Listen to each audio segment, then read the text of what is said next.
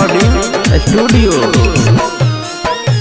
दू दिन से लागल रही पीछा, हमर पूर गेले मनवा के इच्छा, सब पूरा भ गेले। दू दिन से लागल रही पीछा, हमर पूर गेले मनवा के इच्छा। दिल के नंबर बता दिलिए, नाम बता लिख के उता अपना कलम पर। पैट गेले छोड़ चिल गाम पर नीता, पैट गेले छोड़ चिल गाम पर। पैट गेले छोड़ चिल गाम पर नीता, पैट गेले छोड़ चिल गाम पर।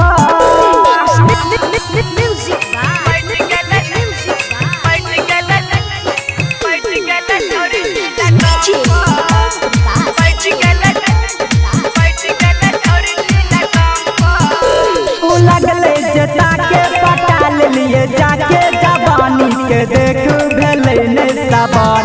ई मनवा के फील भेले मुश्किल, लड़ल के जनना भेले रे असर। उ लगले जता के पटा लिए जाके, जवानी के देख भेले ने सवार। ई मनवा के फील भेले मुश्किल, लड़ल के जनना भेले असर। घर कर हम नहीं डर लिए, दुनू गलिया पे दूगो चुमा ले लिए।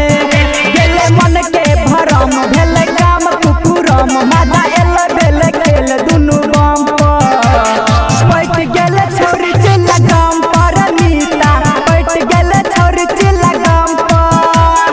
पैट गेले छोड़ चिल गाम पर नीता, पैट गेले छोड़ चिल गाम पर।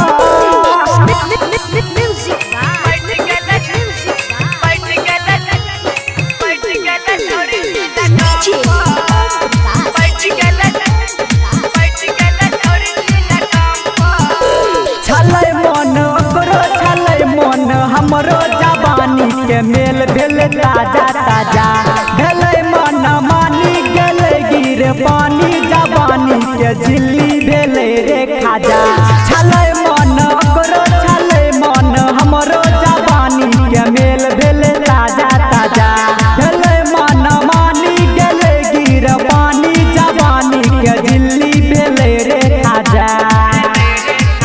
प्यारे लाल छले हमरा संग, छिट गेले